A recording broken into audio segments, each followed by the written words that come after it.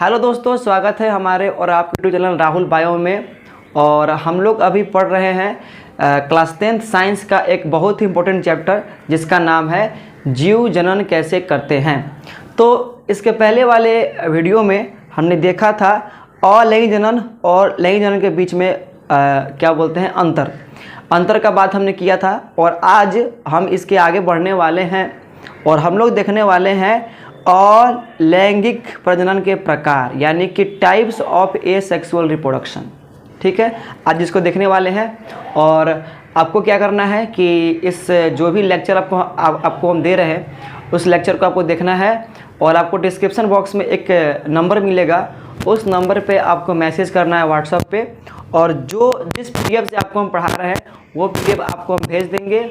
और आप क्या कर सकते हैं कि या तो आप PDF का फ़ोटोकॉपी करवा सकते हैं या PDF से जो है देख कर अपने जो है नोटबुक में लिख सकते हैं और एक बेहतरीन नोट्स को जो है आप घर बैठे बना सकते हैं और घर बैठे अपने बोर्ड के एग्ज़ाम का काफ़ी अच्छे तरह से तैयारी भी कर सकते हैं। ठीक है, तो चलिए हम लोग देख रहे हैं और लैंगिक प्रजनन के प्रकार।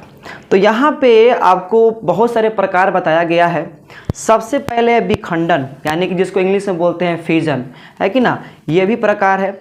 उसके बाद में यहाँ पे दिया गया है पुनरुद्भवन या पुनर्जनन, ये भी एक प्रकार है। उसके बाद में दिखाया गया है कायिक प्रवर्धन, ये भी एक प्रकार है। उसके बाद में मुकुलन है, बीजाणु समासंग है, उत्तक संवर्धन है और विखंडन है। तो जो भी आप अपने स्क्रीन पे देख रहे हैं वो अलैंगिक प्रजनन के प्रकार है। और हमको क्या करना है कि आपके सिलेबस में ये पूरे प्रकार के बारे में पढ़ना है कि किस जीव में किस प्रकार का देखने को मिलता है अलैंगिक जनन और उसमें किस प्रकार से जो है संतान का उत्पत्ति होता है। इस सब को हम लोग को देखने वाले हैं। ठीक है, तो इस हिसाब से हम लोग कहाँ से स्टार्ट करेंगे? हम लोग स्टार्ट करेंगे विखंडन से और ख़त्म कहाँ करेंगे? उत्तक संवर्धन पे। ठीक है, तो जो भी आप यहाँ पे प्रकार देख रहे हैं आप लोग याद रखिए, एग्ज़ाम में ऑब्जेक्टिव के तौर पे आ सकता है कि इसमें से पहचानना है कौन सा लैंगिक है और कौन सा अलैंगिक है। तो आपके स्क्रीन पे दिखाया गया है अलैंगिक प्रजनन के प्रकार।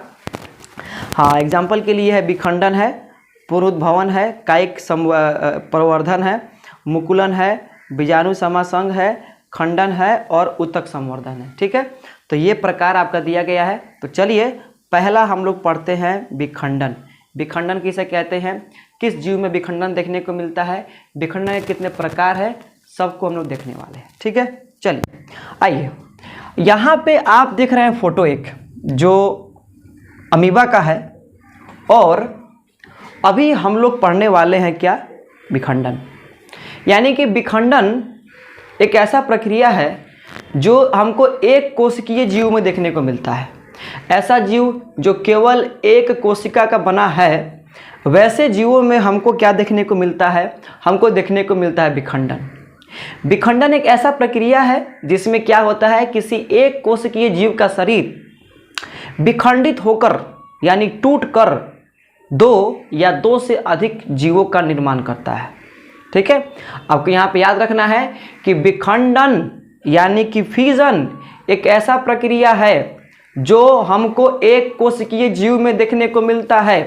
एक कोशिकीय जीव का अर्थ है ऐसा जीव जो केवल एक कोशिका का बना है। और इस प्रक्रिया में यानी कि विखंडन के प्रक्रिया में क्या होता है, किसी एक कोशिकीय जीव का शरीर विभाजित होकर या विखंडित होकर दो या दो से अधिक नए जीवों का निर्माण करता है। ठीक है, इसका एग्जाम्पल क्या है? अमीबा। तो वहीं आप देख रहे हैं यहाँ पर एक देख रहे हैं अमीबा के बीच में ये जो दिखाया गया ये क्या है? केंद्रक है। उसके बाद में ये जो दिखाया गया है येलो कलर का वो क्या है? कोशिका द्रव्य है। और उसके चारों बगल जो यहाँ पे ब्लैक रंग का जो बाउंड्री देख रहे हैं वो क्या है? कोशिका झिल्ली है। ठीक है, तो यहाँ पे आप देख रहे हैं अमीबा जो एक कोशिकीय जीव है जो विखंडित होकर दो नए एक कोशिकीय जीव यानी अमीबा का निर्माण किया है। ठीक है, विखंडन एक ऐसा प्रक्रिया जिसमें किसी एक कोशिकीय जीव का शरीर जो है खंडित होकर या विखंडित होकर दो या दो से अधिक नए जीवों का निर्माण करता है। ठीक है, चलिए होता है इसमें। आगे देखिए, अब विखंडन के दो प्रकार होते हैं। विखंडन के कितने प्रकार होते हैं? दो प्रकार होते हैं। पहला प्रकार का नाम है द्विखंडन, दूसरा का नाम है बहुखंडन। तो आप अगर ध्यान से सुनिएगा, द्विखंडन यानी इसमें क्या होगा, किसी एक कोशिकीय जीव का शरीर खंडित होकर केवल दो नए एक कोशिकीय जीव का निर्माण होगा। किसमें? द्विखंडन में। वही बहुखंडन में क्या होगा, किसी एक कोशिकीय जीव का शरीर खंडित होकर बहुत सारे नए एक कोशिकीय जीव का निर्माण होगा उसमें। ठीक है, तो आपको याद रखना है, क्या याद रखना है कि विखंडन के दो प्रकार हैं। एक है हम लोग का द्विखंडन और एक है हम लोग का बहुखंडन। द्विखंडन में क्या होता है कि किसी एक कोशिकीय जीव का शरीर खंडित होकर दो नए एक कोशिकीय जीव का निर्माण होता है। वहीं पे बहुखंडन में क्या होता है कि किसी एक कोशिकीय जीव का शरीर जो है विभाजित होकर बहुत सारे नए एक कोशिकीय जीव का निर्माण होता है। ठीक है, चलिए, तो यहाँ पे आप लोग पहले विखंडन को देखिए। यहाँ पे क्या लिखा गया है कि विखंडन एक ऐसा प्रक्रिया है जिसके दौरान कोई एक कोशिकीय जीव जो है विभाजित अथवा विखंडित होकर नए एक कोशिकीय जीव का उत्पत्ति होता है। यानी कि विखंडन एक ऐसा प्रक्रिया है जिसमें क्या होता है, किसी एक कोशिकीय जीव का शरीर विभाजित होकर यानी कि बंटकर या विखंडित होकर नए एक कोशिकीय जीव का जो है इसमें निर्माण होता है। या तो दो नए एक कोशिकीय जीव बन सकता है, तो उस समय इसको कहेंगे द्विखंडन, या तो बहुत सारे बन सकते हैं जिसको हम लोग क्या कहेंगे, बहुखंडन। और ये दोनों प्रकार है किसका? दोनों प्रकार है विखंडन का, जो आप अपने स्क्रीन पे देख रहे हैं। ठीक है, चलिए आगे क्या दिया गया है? आगे यही दिया गया है कि एक कोशिकीय जीव में कोशिका विभाजन अथवा विखंडन द्वारा नए एक कोशिकीय जीव का उत्पत्ति होता है। यही दिया गया है कि एक कोशिकीय जीव में विखंडन बोलिए तो या कोशिका विभाजन बोलिए तो उसी के द्वारा क्या होता है कि नए एक कोशिकीय जीव का जो है निर्माण होता है। विखंडन आपको समझ में आ रहा होगा। चलिए आगे यहाँ पे दिया गया है कि विखंडन द्वारा प्रजनन केवल एक कोशिकीय जीवों में होता है।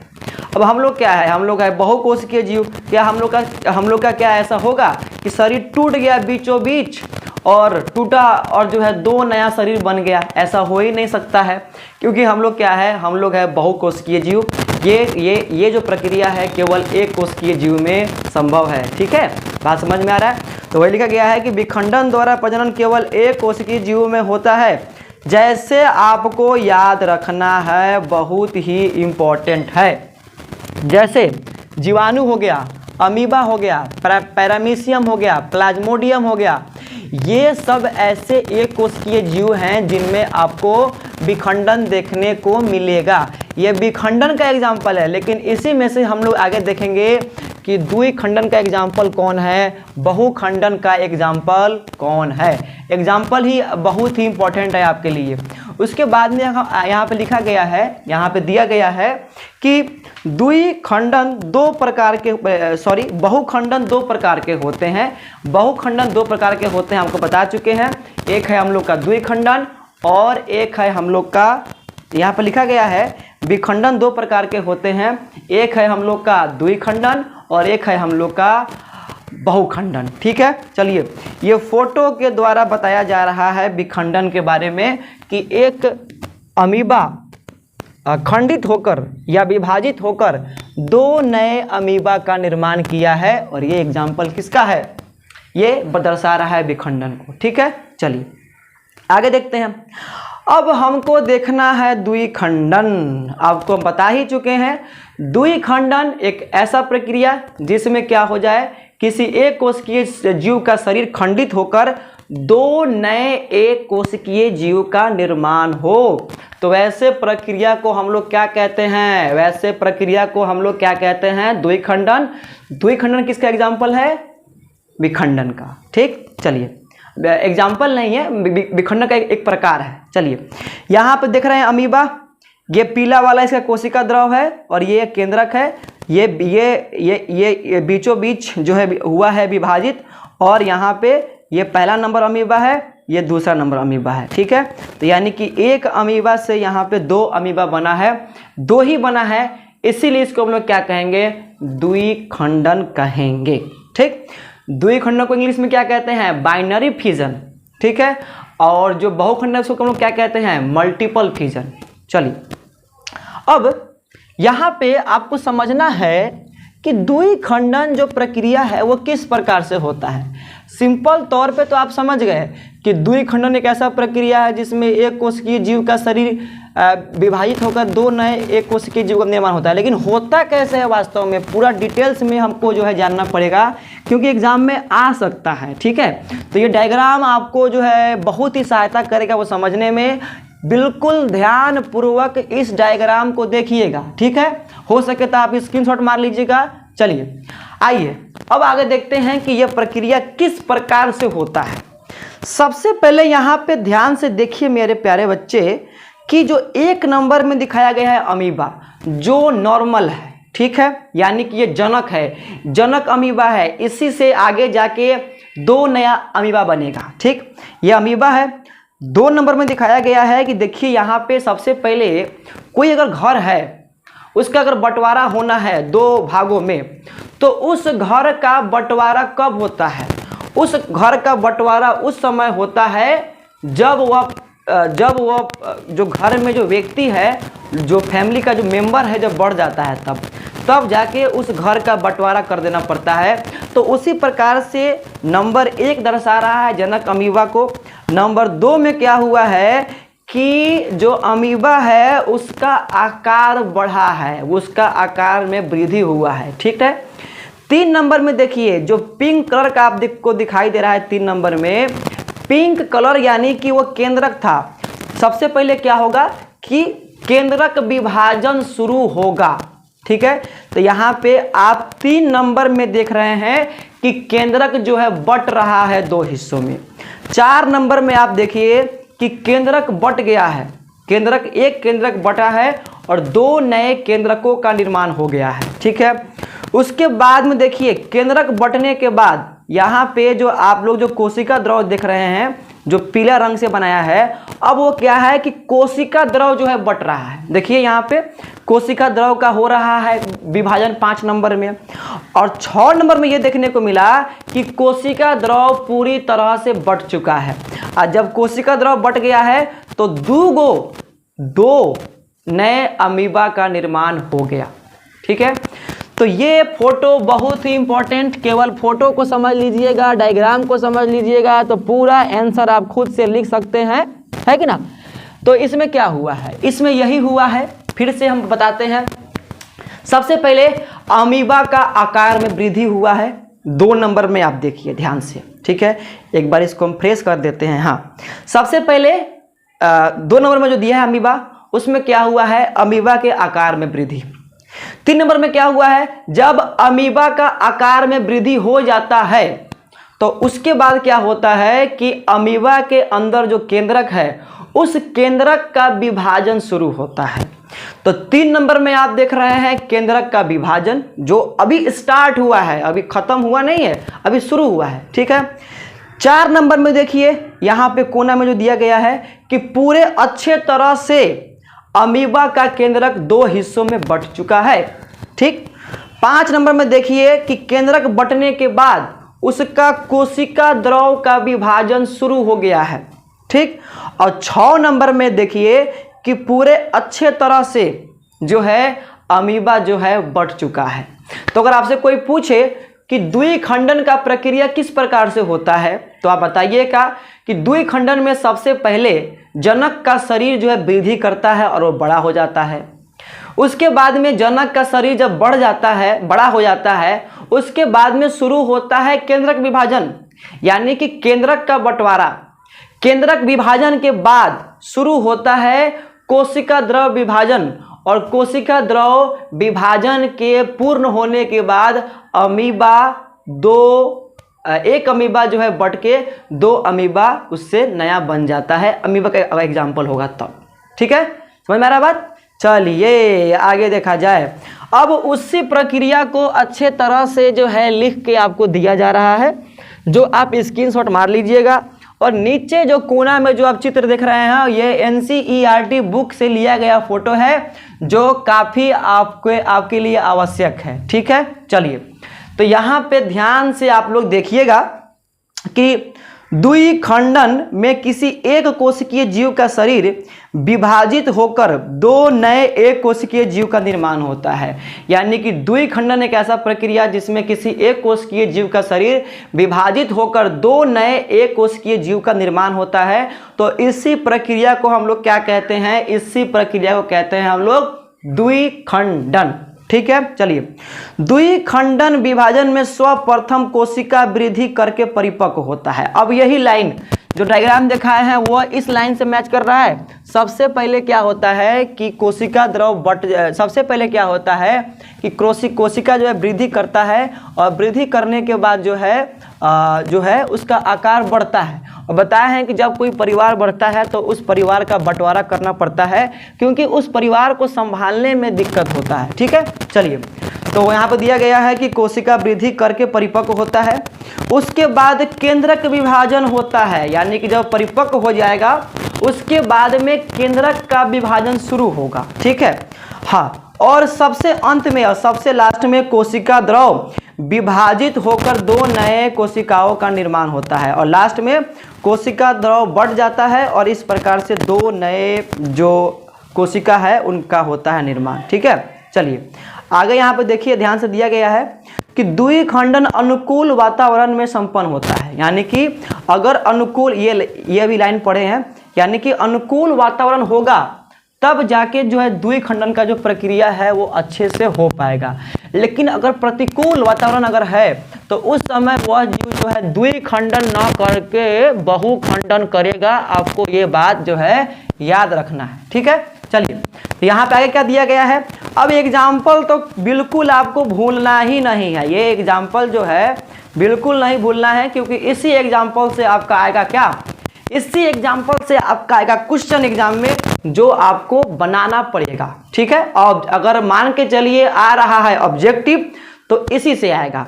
क्या दिया है, जैसे कि जीवाणु में होता है द्विखंडन, पैरामीशियम भी एक ऐसा एक कोशिकीय जीव है जो जिसका आकार चप्पल की तरह होता है कि ना। उसके बाद में अमीबा में होता है द्विखंडन, युगलिना है, काला जार के रोगाणु जिसको बोलते हैं लेशमैनिया है कि ना। काला जार के रोगाणु ये पूछा गया एग्जाम में क्वेश्चन है, लेशमानिया है कि ना, ये भी इसमें भी होता है द्विखंडन।